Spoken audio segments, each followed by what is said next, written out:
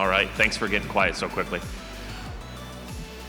My name is Jesse Kaiser. I'm a franchisee. Currently, I'm a multi-unit, multi-state operator of Sport Clip Haircuts and OxyFresh Carpet Cleaning. My past endeavors, I've been a franchisee of Valpak, Little Caesars, and Ideal Image Medical Spas. I'm gonna let Nick describe who he is and where he's from and what he does, and we'll just move on down the table here. All right. Okay, everybody hear me all right? Mike's doing, no? All right. Interesting. Anyways, I'll talk in my loud voice, or in this mic. There we go. Wow, now that works. So my name is Nick Lopez. I'm from Denver, Colorado. My painting career started, back in 2008. I was a broke college student at Michigan State, went there to wrestle, and started a painting company. I looked at the bigger the home, the bigger the college bills it would help me pay. Long story short, got into my business degree, learned about positioning in marketing, and that's where I started realizing that the clients I was serving, these big homes that cared about quality, wanted to pay more to get more, that was a niche. And so if you think of a couple accesses, price and quality, just price and quality there, that is our niche. So we do luxury painting. As a result, we do painting, coatings, and surface restoration. So about 40 different services, and that's inside and out, residential and commercial. Currently wearing the president hat. How's your mic? We'll find out. Hi, my name is Brian Gross. I'm the president of Bach to Rock. It's a nationwide chain of music schools. We've been at franchising now for about 10 years.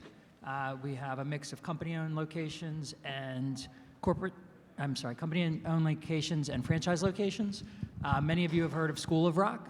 We are the second largest franchise system for after-school music schools targeted mostly towards kids. Hi, sounds like it's working.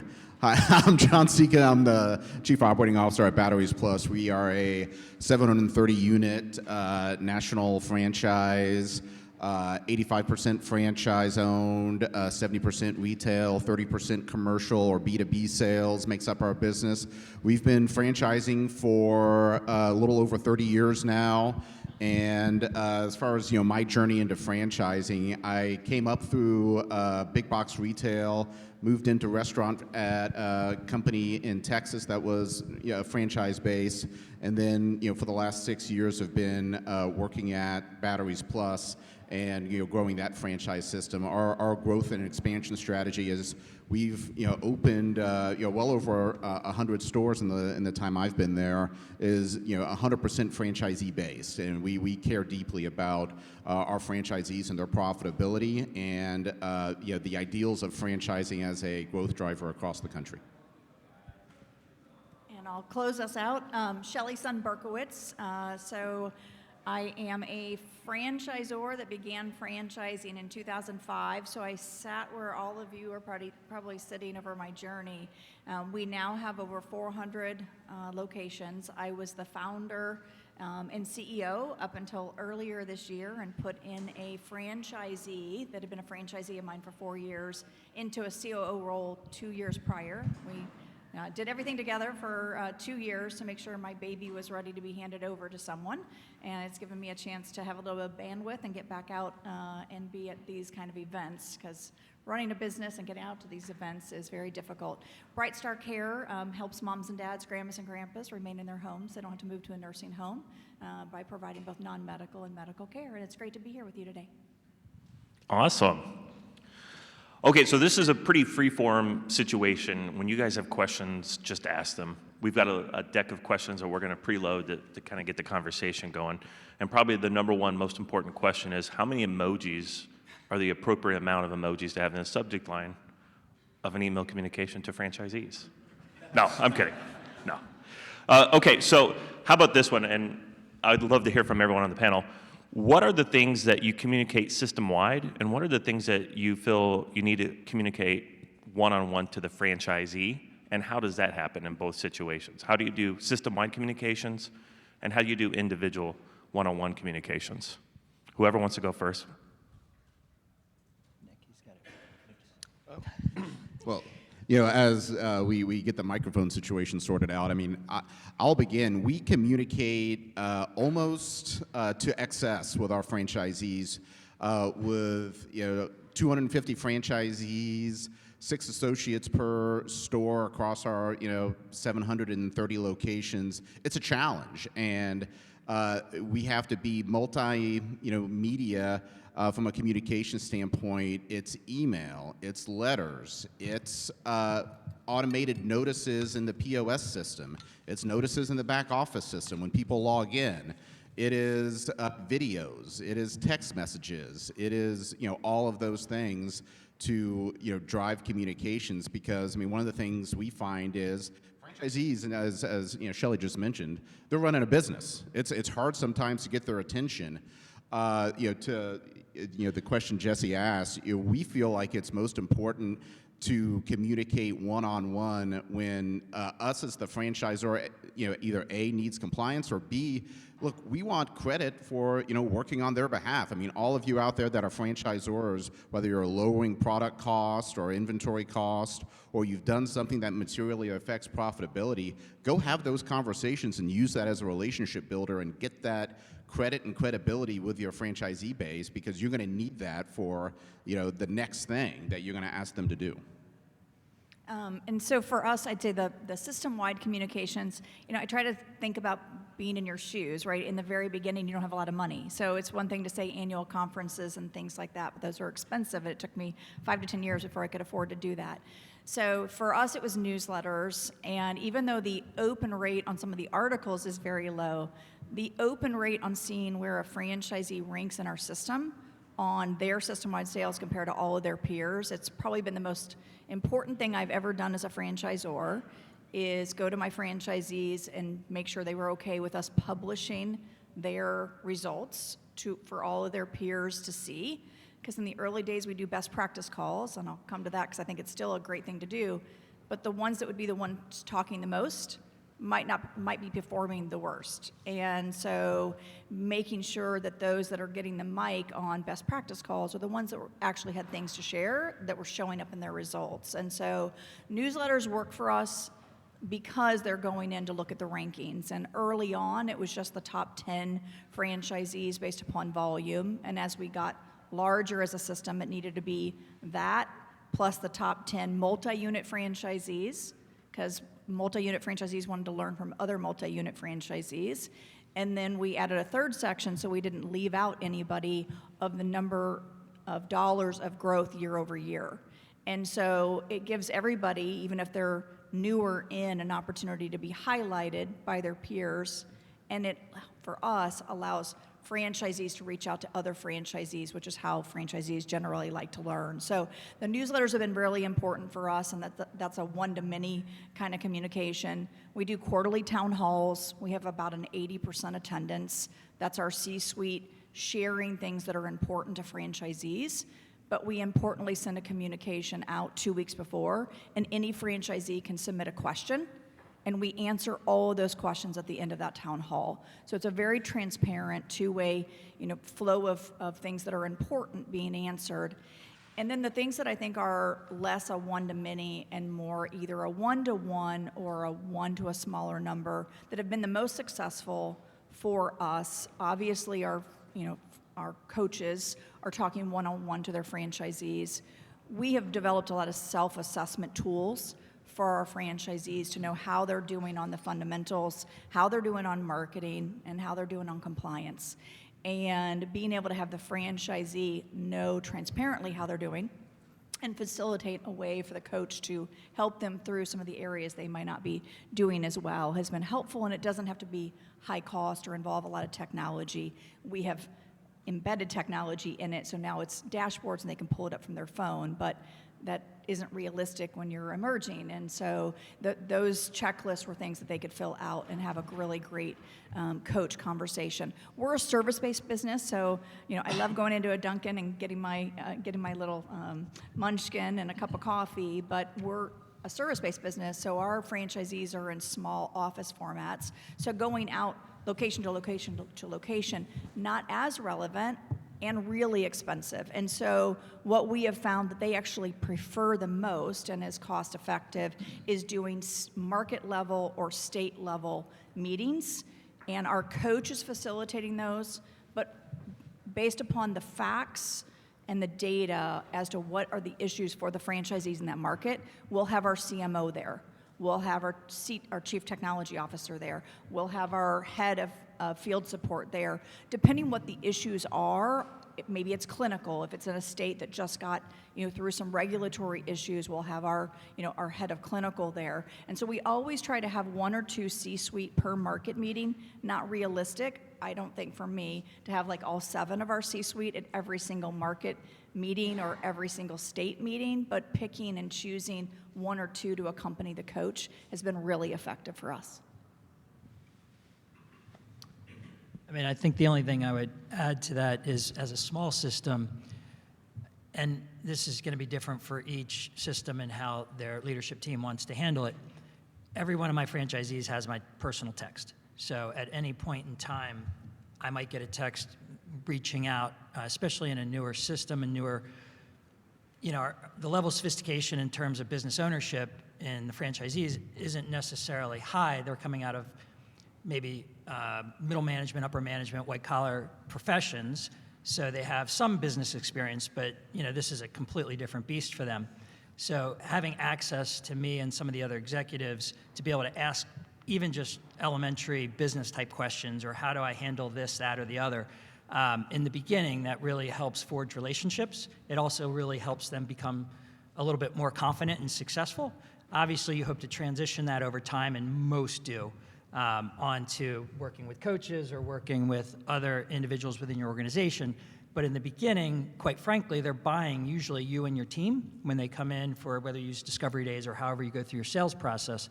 So we maintain that access for a while, even though we have other tools in place, a lot of which Shelley had mentioned. So some people cringe when I say that, and others, understand that that's part of being an emerging franchisor.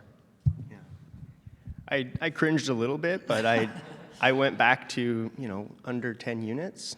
And so to that point, just curious, I know we did it in the room prior, but just to raise a hand, how many brands here are under 10 locations?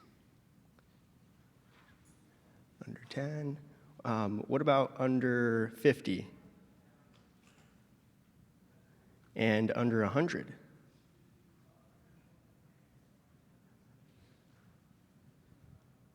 Awesome. All right, well, every stage is going to be different, clearly. And, at 5, 6, 7, 10 units, it's really easy to text the owners and get on a webinar middle of the week, middle of the day. But you outgrow that, and so keep that in mind. We love Slack. So much great advice here on this panel. And so I would just throw out a practical tip that we love Slack. Posting the numbers is huge, especially so that everybody understands who's speaking. I would just reiterate that, especially early on. I know it's a little uncomfortable posting the numbers at first. One of the things that we did is we started posting our 5 KPIs that we care about on location level. And so everyone starts talking about those KPIs, performing around those KPIs, best practices around those KPIs. One thing that we discovered as we were, earlier on, and not everybody's crushing it every week, every day, and a part of the leaderboard is to demonstrate that. And so what we did was, we would show the numbers and show the highest number for the data set, and then below that is in no particular order, top 5. And so just some practical things as the panel was talking that I wanted to share. Just a real quick follow-up question to this. when you've got individual franchisee communication that needs to happen, is that done by a field rep when you're presenting good or bad news to that particular franchisee? Is that a field rep? Is that a business developer from a company office? Who is that for your guys' organizations? I think it probably changes based upon size and scale. I'd say during COVID, franchisees were scared, and so many, Friday night calls at 10 p.m., me one-on-one with a franchisee trying to get a PPP loan. I was working with almost every single franchisee. We got 100% of our franchisees a PPP loan, and so that was like 240 loans that we had to get through. So it was one-on-one. It was combat. They were in the throes of it, scared, and so it required a little bit more TLC. I'd say on normal day-to-day operational issues, non-emergency, it's going to be their field coach. We're a clinical model, so if it's a clinical patient type issue, it's going to be our clinical team. I mean, I still have, some of my first 25 franchisees, when I'd give the answer, they had my cell phone. The first 25 that became unscalable, most of them just use my cell phone to, ask about my kids or congratulate me on getting married or, things like that. It's more personable. And so the interactions one-on-one, I think, is the field coach. And the earlier you can have that be where they go, regardless of whether it's crisis or day-to-day, the more scalable and sustainable it will be. Yeah, just to carry the theme, even at 730 units, I still got a lot of franchisees who have my cell phone number, and especially our committee members we work with a lot. And to the question, I think as Shelley mentioned, when you're in a crisis, when you're in you're asking franchisees to stretch themselves, because you guys are running a business as a franchisor, and they're running a business as well. It's something you intimately understand, and when you're asking them to do something that they may question, and hey, do I need to be open this many hours? Do I need to take on this new line of business? Do I need to invest in this thing? Look, it comes best from you, as Shelley mentioned, having that infrastructure when you're big enough to have your coaches, your people in the field who can get out there and have those conversations. I very much agree with her. It's important. And also for you as CEOs and franchisor leaders, your team out in the field needs to feel that sense of success as well. They want to be part of your franchisee's success, and allowing them to have those conversations and that one-on-one engagement helps build that culture of success among your field team. We created an internal communication SOP, and we categorized like recurring communication, standard communication, urgent communication. And all the ways that we communicate throughout the organization, which were listed here, we've categorized in those different sections. And so nobody's guessing about how we're going to communicate in the system, right? It's just, you want to systematize it, and that's how we did that. And that's worked well for us as a team. We're able to understand what type of communication in terms of a one-on-one. Yeah, absolutely, a field coach, but it could just be on the home office. As a home office, we're very collaborative. You talk about giving your number, right? Slack is just, you're so accessible, the entire team. So, I think if it's something that is, maybe not good news, we may just collaborate as home office. We do what's called a roster call as an entire home office, and we just evaluate all the owners one by one. We have different things we discuss, and so as we're talking about the roster, if there's something that's not great, we'll figure out on the team who has the best relationship with this individual, and we'll tackle it from that point of view. Yeah. I do want to tag in on one thing you just said, sorry, Brian, on just consistency. That's key. I mean, it's like, when your favorite TV show, or those of us who used to watch regular television before streaming, you grew up knowing when your favorite TV show came on, and it was the same thing with our leadership emails. Everyone in our system could tell you, hey, you're going to get an email from either myself or our CEO on Friday afternoon, and that's the way it happens every single week, and we try to be very religious about that cadence so everyone knows when to get that message. The only thing I was going to add is something Nick mentioned, which is, at least in my experience, dead on. You begin to know the personalities and the temperaments of the franchisees, and so in some cases they may be directed to different folks, right? Sometimes you have the franchisee that, quite frankly, is just too much for the field coach, right? It's just who they are and what their personality is, and sometimes our director of ops has to handle it, field coach's manager. So you do learn those things along the way, and rather than banging your head against the wall repeatedly, sometimes we'll redirect. And that's typically when, frankly, as an executive, you have to get involved and sort of recalibrate that franchisee or that expectation set so that you can get things back in line. But you kind of have to understand that there are different types of personalities and different types of communication success routes, and how to best navigate that, especially early on when you may not have the expanse of a team that that some of the larger systems might have. All right. So this next question, emerging brands seem to evolve much faster than established brands. So this is I'm curious, the metrics and how you make these determinations, and also the overall messaging. But when it comes to showing flexibility, how do you determine when to be adaptable without undermining the brand standards or creating inconsistencies across the system? How do you best communicate that? I think the owners respect it, right? They understand that, what is...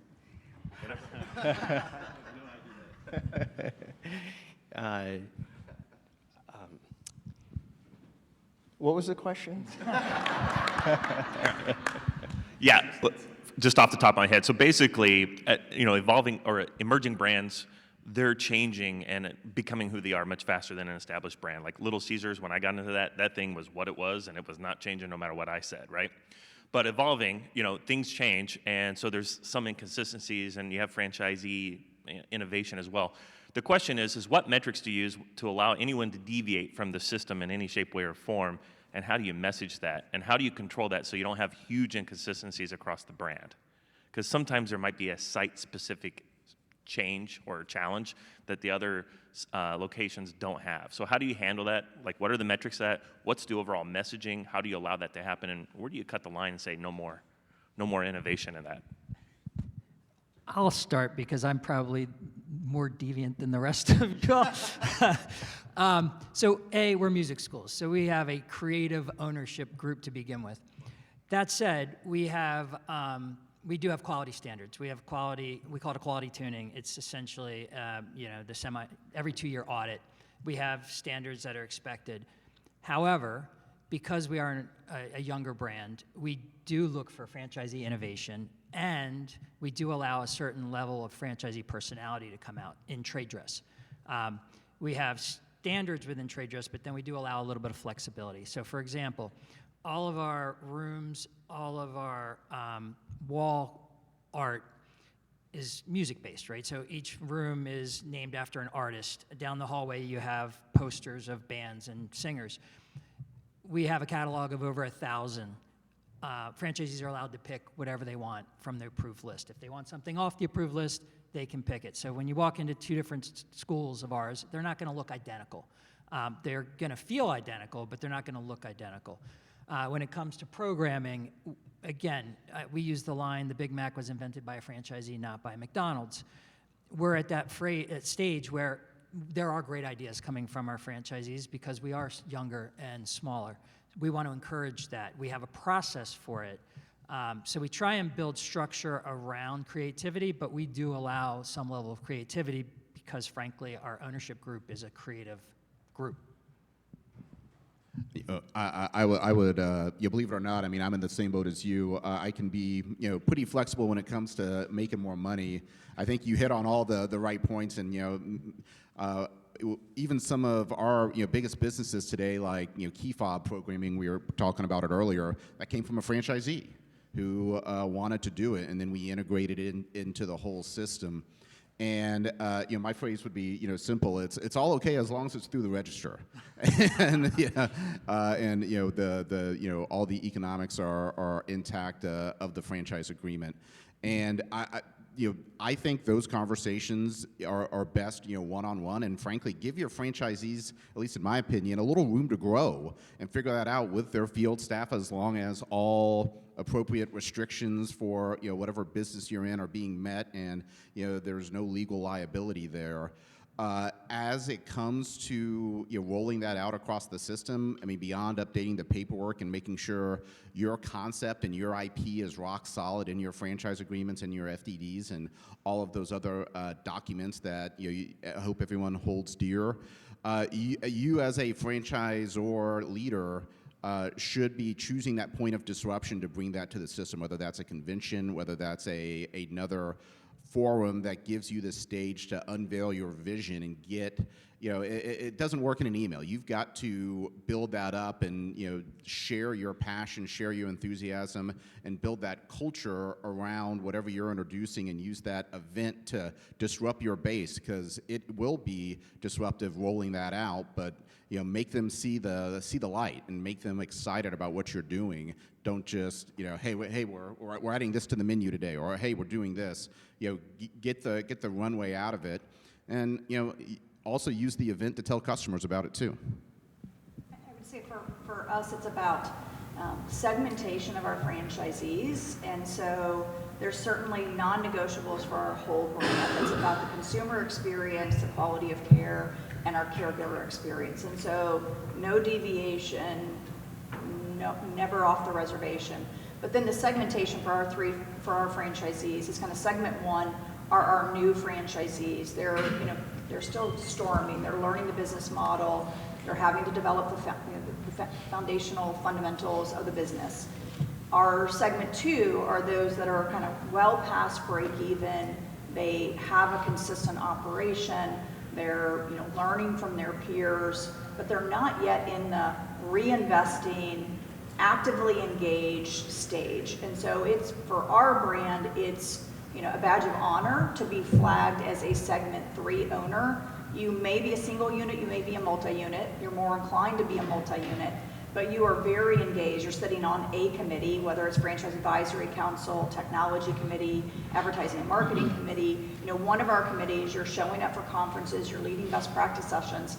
Those are the franchisees where we have the most confidence allowing them to innovate, because we know they're going to share the good and the bad of the innovation. We know they're going to be following the brand standards as they do it, but they are where our pockets of growth are coming from. And then as they figure it out and they're coming back, then we'll take it to a state level, a regional level, and then we'll take it out nationally. So we really try to kind of crawl, walk, run on any of the innovations.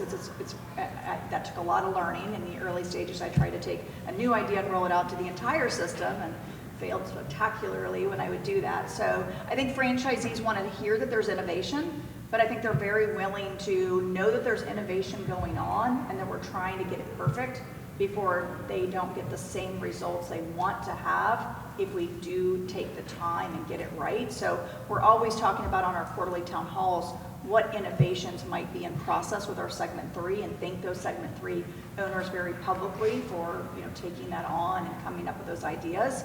But it will be coming to a region near you once we hit certain milestones. And so as long as they know that there's something in the pipeline, I don't think we need to be taking it from local to national right away. It's an iterative process, and that's been much more successful for us over the years. Wow. Thanks, Shelley. What an inspiration. When she was the chair at the IFA, she handed out the EOS book, and we've been operating on EOS since then. But as she was talking, I was thinking about just processing and implementing across the system, right? And so how do we do that? We do that through EOS, and we have a project management tool. And so as we're taking issues or in this case, innovations, and we can put that in our project management tool, and it's backlogged, right? Or maybe it's a short-term item, it could be a long-term item, but it's been accounted for operationally. And then from a collaborative standpoint, we created a Slack channel, it's the innovation channel, and the owners can go on there and, any thought they have at any moment, and they can post into the innovation channel, and we love that. We can put that in our project management tool. It's documented. We have it queued up. And so it's not just going into the ether, and then it gets prioritized, right, through the Franchise Advisory Council. So those would be some thoughts. Awesome. Good stuff. Okay, Can I just build one? Yeah, absolutely. For those that don't, and I was taking notes on yours too, it was fantastic. But if you don't have that broad of a system yet, we use corporate schools. So most of our tests, like even if it's a franchisee's idea and they might have gotten it to point A, we then put it into corporate schools, so if it fails miserably, it fails on us and not the system, before we then push it out. So I know a lot of new franchisors usually had the first unit. So if you've maintained that unit or if you've had a couple, you're gonna wanna take the bullet and figure out if the idea is fully baked and if it's capable of being rolled out maybe before you go into others if you don't have a broad enough system to do some of the things Shelley was sharing. So as a franchisee of several different brands over the years, it's like a tale of two cities for corporate communication down to the franchisee.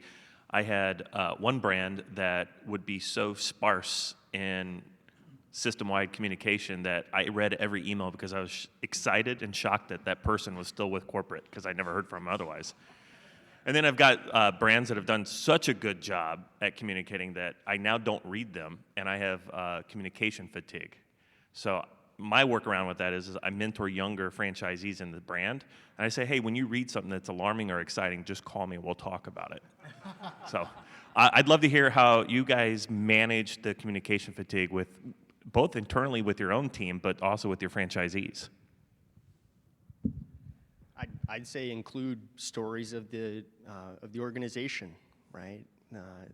Talk about engagement. You're featuring them. So they are the organization. They're why the organization's special, why it comes to life. And so being intentional about taking that perspective of making them the superstar, the content's for them, they're, maybe if it's through video, they're co-hosting or they're on there speaking. If it's content that is a new rollout, they can give some testimonials, firsthand ROI.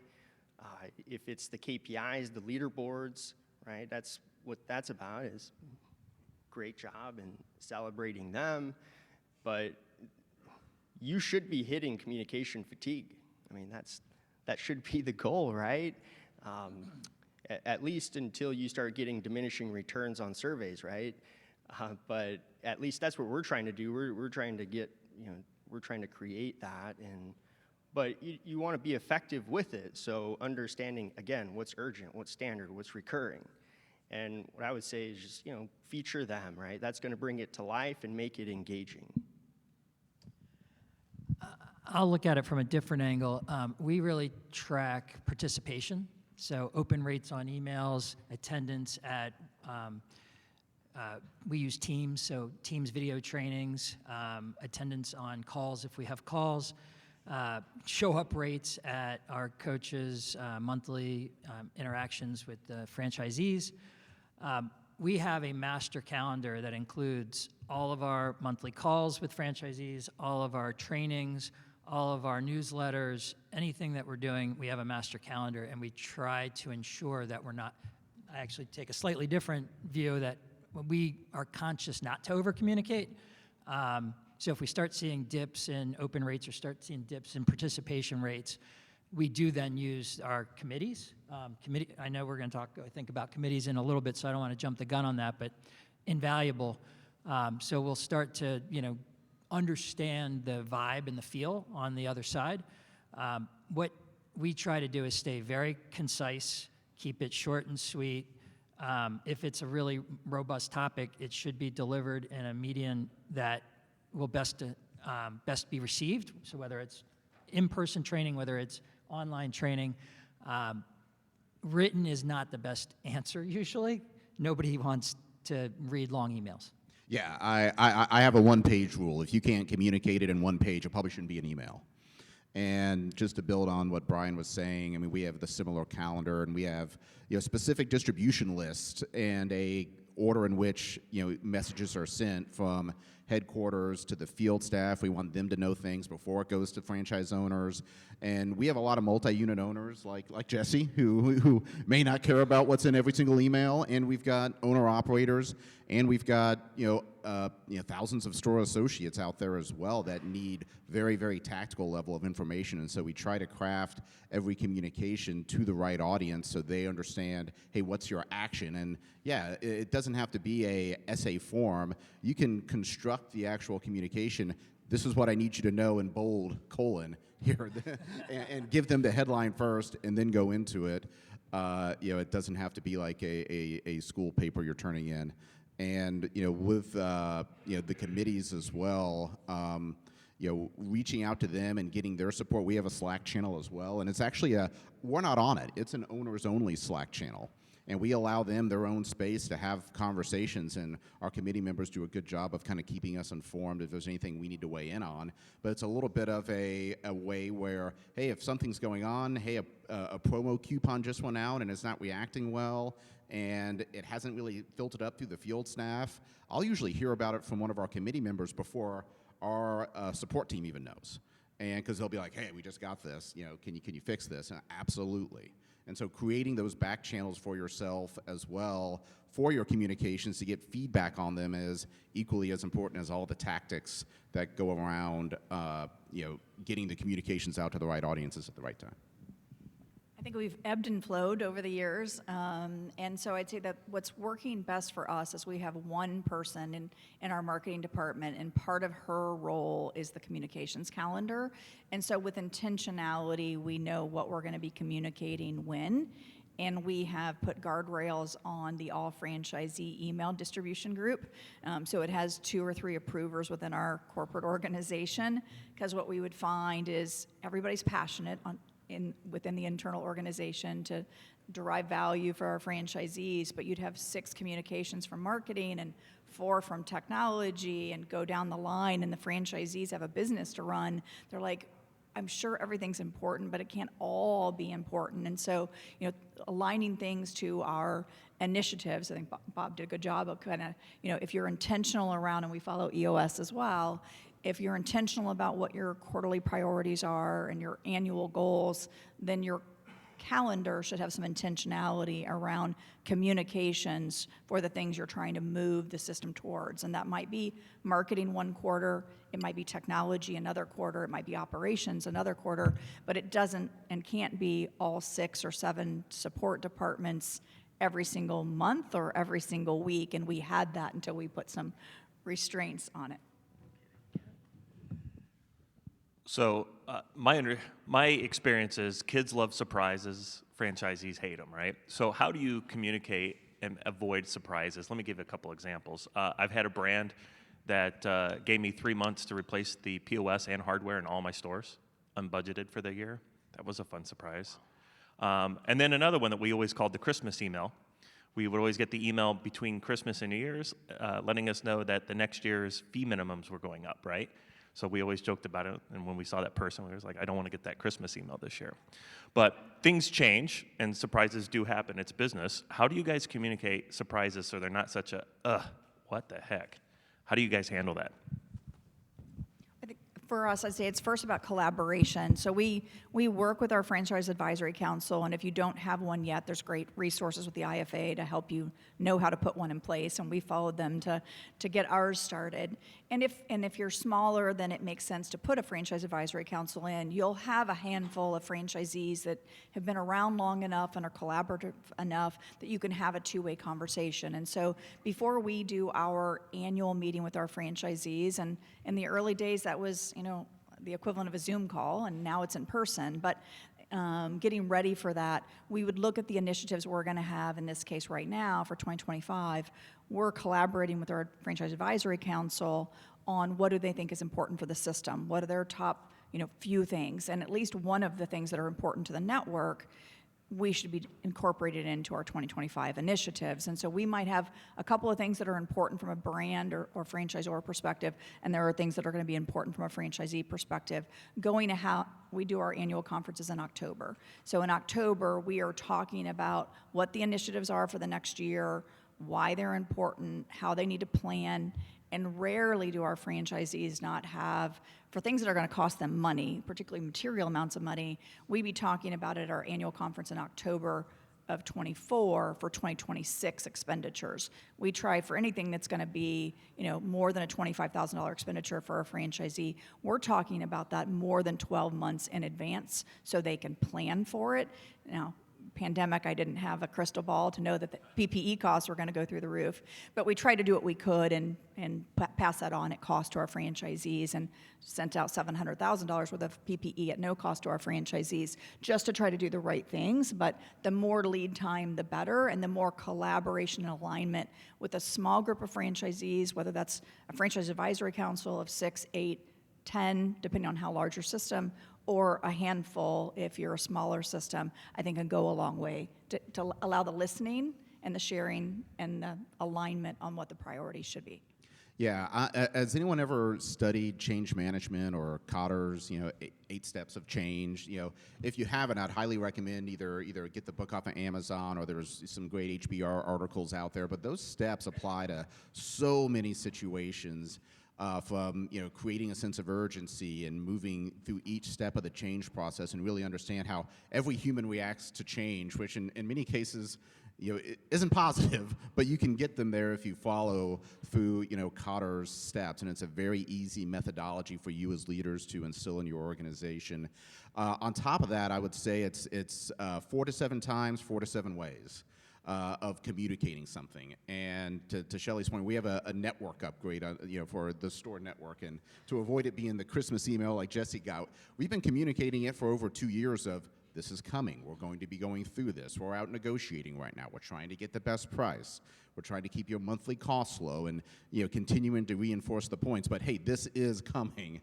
And having that, Shelly hit on it, but I can't stress enough, having those groups like a franchise advisory council to bounce things off of. I mean, I hear exactly the same thing from my FAC of, just let us know. Like, hey, we're committed here to the business. We want to do it, but we just want to know it's coming. We want to be able to plan for the expense.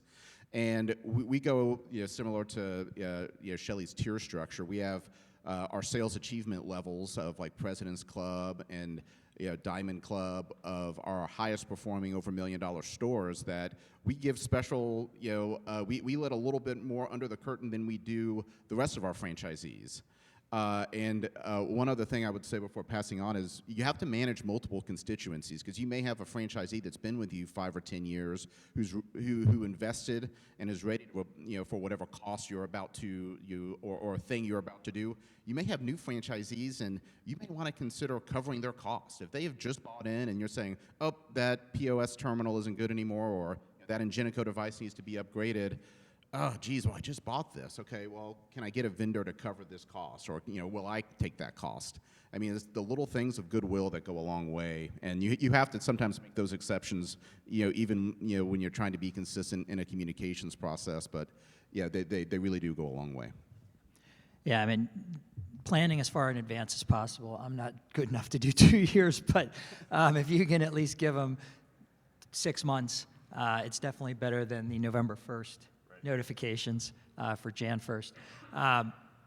The other thing I would add, trial balloons, whether it's through your committees or your best franchisees or whomever, when you share with them, they're going to really give you immediate feedback in their reaction alone of, have I established the value? And I think that's the piece.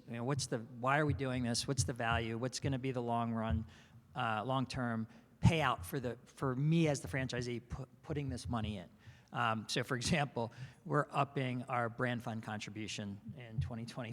Yeah, exactly. So if you haven't done that yet, that's a fun one. But it's all about establishing the value, right? The brand fund is a shared pool of money. It's not necessarily to the benefit of the franchisor directly. It certainly is because we anticipate and we expect franchisee performance to improve, which flows down. But you have to establish that value, and in your trial balloons to committees or to select franchisees, you'll find out real quick if the value proposition is working, or if you have to go back to the table and sort of re-engineer it. My gosh, what a panel! I'm just sitting here thinking, what can I say, right? So much gold here. I think a practical tip I would give, I really like Franchise Business Review. They survey your organization. We've used them for a few years. What I love about great partners is they get franchising, right? That's why they're great partners. And so Franchise Business Review does such a great job as a team of intimately leaning into the organization and their sophistication around being able to survey so many different parts of the business. And it's been unique to learn, hey, at one point we did struggle with not enough communication, and being able to see that score go up over time, that's why we do what we do, right? So yeah, I think just, where you're driving things, it's based on what the owners want. And much like the Duncan Legends we're talking about, that's where the innovation comes. We're talking about relationships here at the core, right? So yeah, we're going into this new year. We just got our Franchise Business Review surveys. We do them in September. So, it's great for planning, but that's all. Now next year's teed up based on what our owners want, where they've said they want us to level up. And then, now we'll go into our summit and have our town hall, and that is, there's all these mechanisms of communication and the relationship and leaning in. And I was talking to Ken Walker on my podcast, The Level Up Show. You should check it out if you haven't. But Ken Walker was with Driven Brands, and he was just sharing how he came in, and at the time the organization was not doing so great, and he leaned into the summits and the relationships there, and just so inspiring. And the Duncan Legends, same thing, right? They're leaning into the innovation and the creativity and the talent of the franchise partners and their teams. Again, that's what makes our organization special. So the more we start to learn that and remove our ego, our pride out of the way, it's not about us. It's about them, right? So, yeah, as humbling as Franchise Business Review is, right? I was told, hey, sit down with a glass of wine, right? And I don't drink, so I can't do that. But anywho, it's... That's unfortunate. It depends on whose life it is, you're right. But joking aside, yeah, the Franchise Business Review, as humbling as it is, our owners tell us what they want, and then we respond and collaborate with them to find out exactly what they want, so they get what they want, and they're not being told what to do.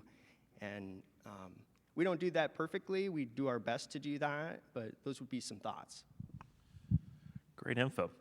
All right, so the last question I have, I know at least two of you mentioned Slack. The question is, have you tried venturing out beyond email for communication to franchisees, like FranConnect, Slack?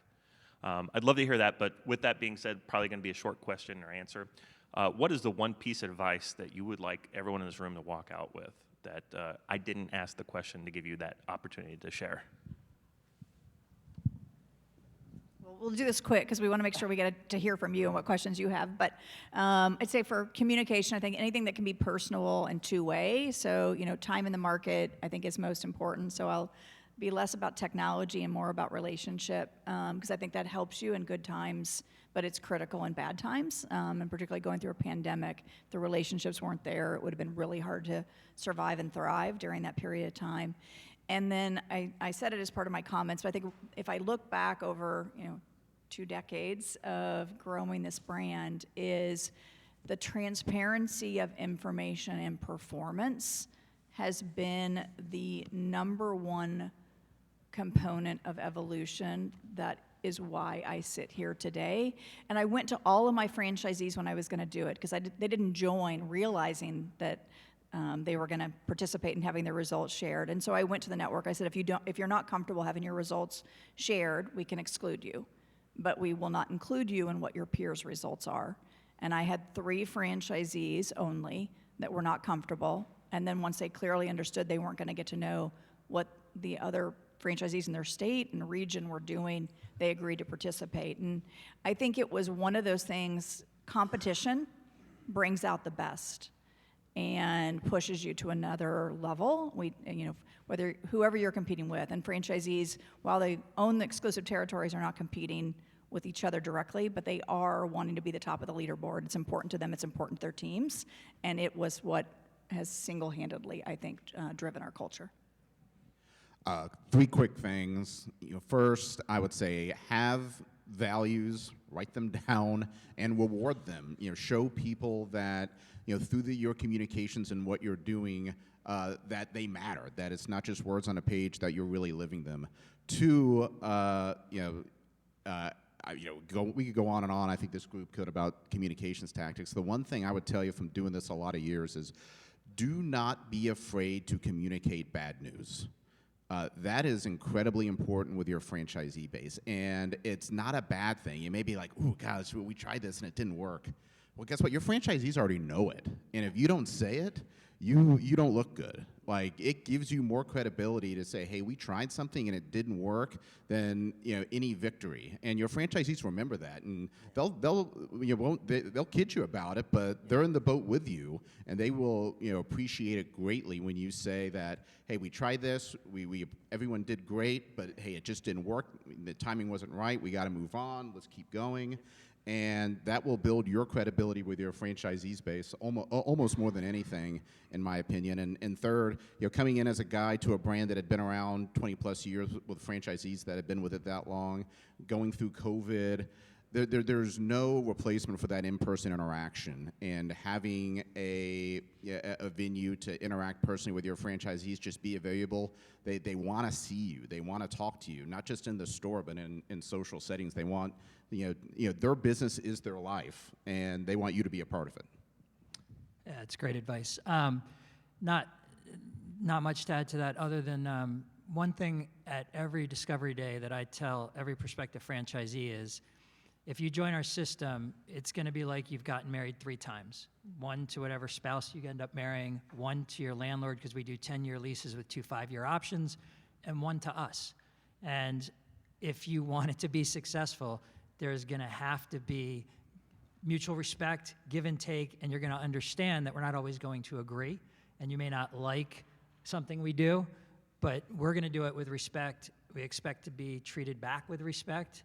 And if you're never getting respect from us, I want to know. If we're, and if you're not giving us respect, I'm going to let you know.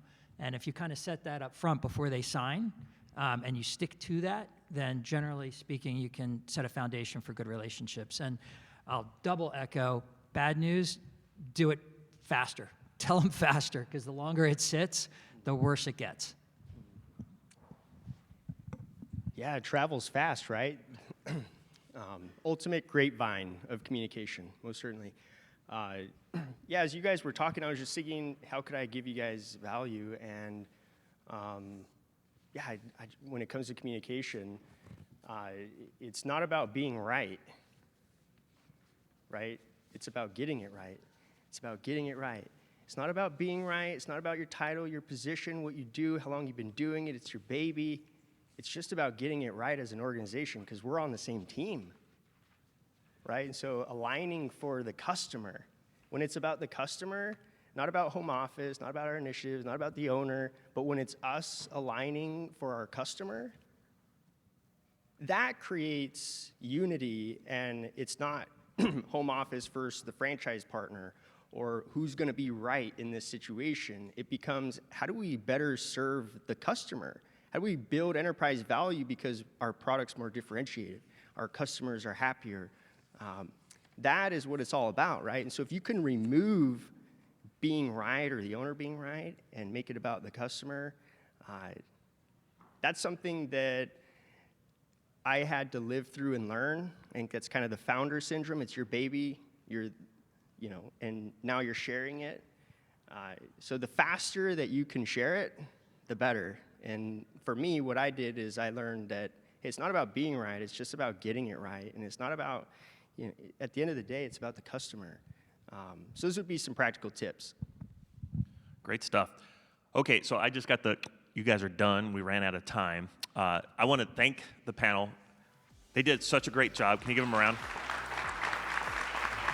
Now, we promised if you had any questions, we would get to them. Unfortunately, we didn't. So if they're willing to kind of step over on the corner, if you guys have questions, we'll come over there and we'll try to answer any questions that you guys might have. Otherwise, thank you for attending.